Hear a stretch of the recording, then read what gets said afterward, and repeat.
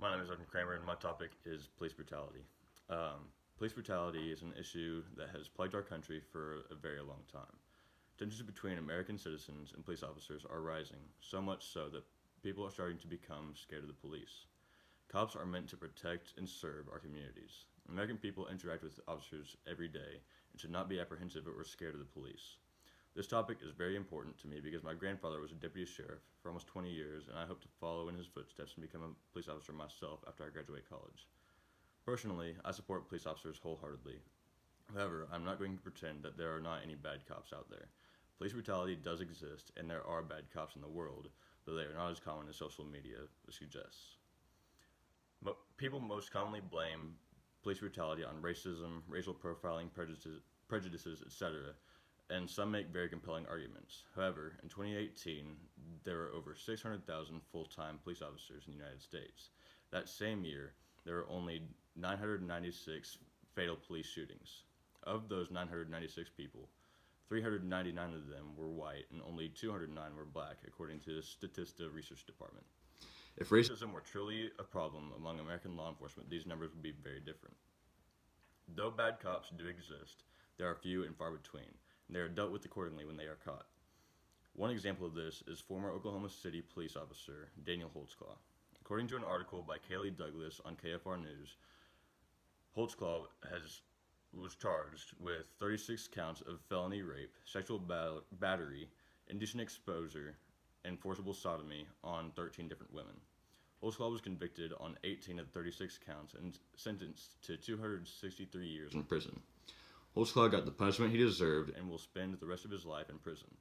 There are thousands of police officers that do their job correctly across the country. However, when one officer makes a mistake, it taints society's view of the whole profession. Every time a police officer makes a mistake, they face a wave of backlash and scrutiny from their community. Police officers are humans too, and they make mistakes just like you and me. Every department in the United States uses different training tactics, and every officer will react differently when put into high-pressure scenarios. It's easy to point fingers and say that the officer could have reacted differently to this scenario. However, we were not there. We did not feel the adrenaline and the intensity of the situation. It is impossible for us to experience the same pressure and understand the officer's thoughts.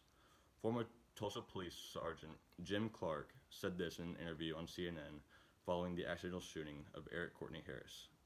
You can train someone as much as you can, and you can train in every area you can. But in times of crisis, sometimes training is not going to take you through the scenario. In this incident, Reserve Deputy Sheriff Robert Bates accidentally and fatally shot Eric Courtney Harris after grabbing his revolver rather than his taser. In the body camera footage, you can hear Bates call out "taser, taser, taser" before a gunshot, followed by Bates dropping his gun and instantly apologizing. Bates was sentenced to 4 years in prison, the maximum sentence for this case. This is one example of the tragic mistakes officers can make and the pressure that they face every day. These accidents, no matter how big or small, have major consequences for officers and can even cost them their career. People who do not like police officers will go to extreme lengths to make them look as bad as possible. It is easy to take a 3-minute clip of an unarmed black man being thrown on the ground and arrested, post it on Twitter, and call it police brutality. However, that 3-minute video does not show the person that he may have shot prior to the arrest, the hour-long chase that may have led up to his arrest, the warrants out for his arrest, his criminal history, or that he is under the influence of any kind of drug. It is impossible to get the full story from a short video where the officer's actions could be completely justified. There are countless examples of this on Twitter that go viral almost every day. These accusations of police brutality quickly become viral by getting shared, liked, and retweeted, eventually reaching millions of people and tainting their views of police. Police departments take these kinds of allegations very seriously and oftentimes launch an investigation when said tweets get a lot of attention. The results of these investigations are posted on the police department's social media page along with the body camera footage. Both can be easily found with a little bit of research.